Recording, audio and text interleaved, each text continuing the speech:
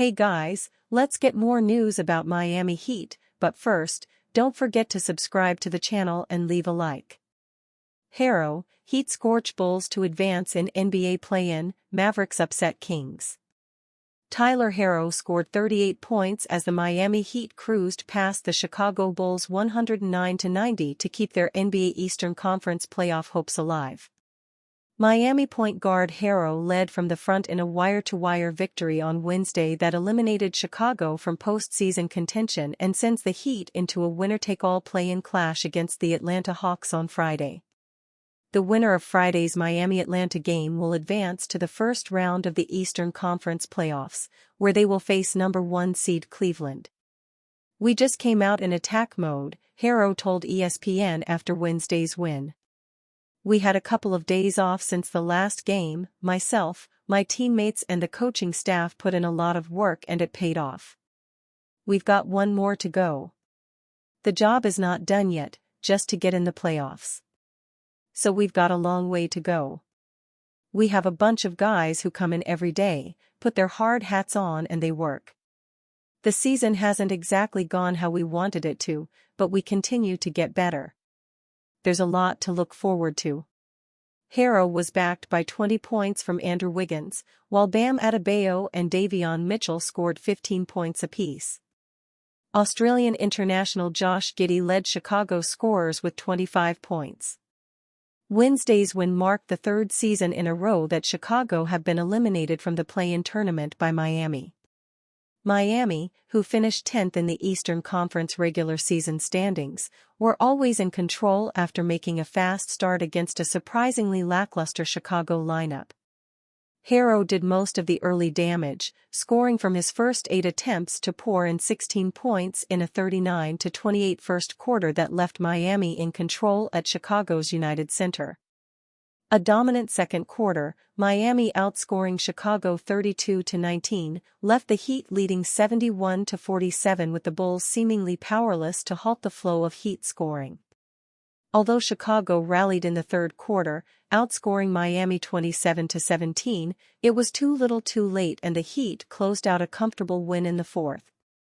In Wednesday's other play-in game, Anthony Davis and Klay Thompson combined for 50 points as the Dallas Mavericks brought the Sacramento Kings season to a juddering halt with a 120-106 blowout on the road in California. The Mavericks, who scraped into the play-in tournament after finishing in 10th place in the Western Conference, seized control of the game in an explosive second quarter, outscoring Sacramento 44-19 to build a hefty double-digit advantage which they held for the remainder of the game. Former Golden State star Thompson rattled in 23 points while Davis, who joined Dallas in February from the Los Angeles Lakers following his former team's trade for Luka Doncic, finished with 27 points and 9 rebounds. "We're so desperate to keep the postseason alive," Thompson said afterwards. "It's a privilege to play basketball at this time of year. I told the guys before the game we have nothing to lose. Go out there with a free swing, play for each other and play free-minded. Because that's when we're at our best."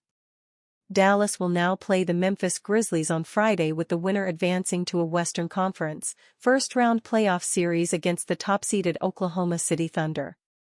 Heat's performance and win over Bulls earns praise from Josh Giddey.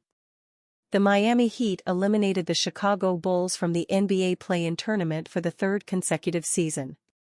Eric Spoelstra's team found a new gear as they navigated the win-or-go-home clash with Billy Donovan's team.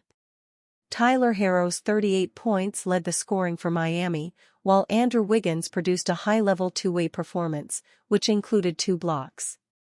When speaking to the media after the game, Bulls guard Josh Giddey shared his thoughts on Miami's win and what it was like to face Spoelstra's team. "They punched us first, and we didn't respond the way we had to," Giddey said, via ESPN's Jamal Collier. "Credit to Miami. They're well coached, they're a good team. They've been in this position before, as some of our guys here. We obviously knew what was at stake tonight. We just didn't come out with the right mentality, the right mindset.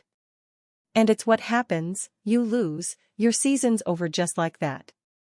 Giddey has been fantastic for Chicago since the All-Star break. However, Miami's game plan was too good, especially in how they looked to limit the Bulls' movement and speed of play. Spoelstra had clearly done his homework on Chicago. During his post-game news conference, Spoelstra detailed how much respect his team had for Chicago coming into the game. Chicago had defeated Miami in all 3 of their meetings this season, giving Miami a reason to be fired up on Wednesday, April 16. "Chicago humbled us this year," Spoelstra said.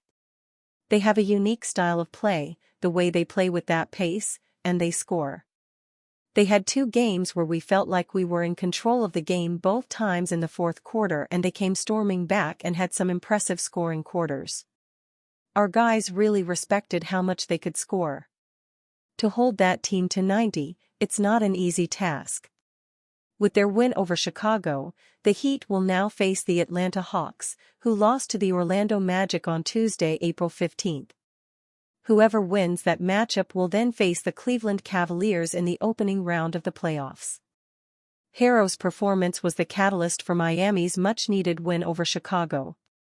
The former 6th Man of the Year has significantly improved his game over the past 12 months, and he showcased all of those developments at the perfect time. "It was in a lot of different ways," Spoelstra said of Herro. "He's making a lot of those plays in between that are unscripted, but we've also been able to develop that game, which requires everybody seizing those moments and seeing it, developing an IQ to be able to get to that, to be able to take advantage of his skill set, particularly when he's off the ball. Herro will need to replicate his performance when Miami faces Atlanta. Furthermore, he's going to carry a heavy offensive burden between now and when the Heat season inevitably ends. Still, Herro is proving more than capable of being the lead guy for Miami, and those improvements could be the reason Spoelstra's team ends up facing the Cavaliers." Heat predicted to land $194 million veteran superstar in lopsided blockbuster trade. The Miami Heat are not an organization known for jumping headfirst into rebuilds, but instead, the front office always prefers to retool their roster. The Heat had a rocky end to the regular season after dealing franchise cornerstone Jimmy Butler to the Golden State Warriors at the trade deadline. On the bright side, guard Tyler Herro had a breakout season, which could once again give life to Pat Riley's apparent philosophy of never giving up on contending for a title. This mentality could lead the Heat to pursue a blockbuster trade for Phoenix Suns superstar Kevin Durant this offseason.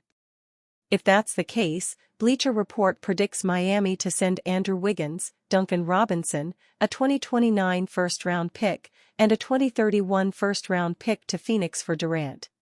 Despite Durant turning 37 years old in a few months, the Heat are getting away with highway robbery in this scenario. Not having to part ways with Nikola Jovic, Jamie Jaquez Jr., or Kel'el Ware would be huge for the Heat's future. While Wiggins and Robinson are key pieces of the rotation, it's more than worth dealing them in exchange for a player who averaged 26.6 points on 52.7% shooting in 2025. The 2 first-round picks are an inevitable piece of any package for a player of Durant's caliber. The lone issue with this proposed deal is it's hard to imagine other contending teams not emerging with much stronger packages. And you, fan? What do you think about Kevin Durant's situation? Write to us in the comments.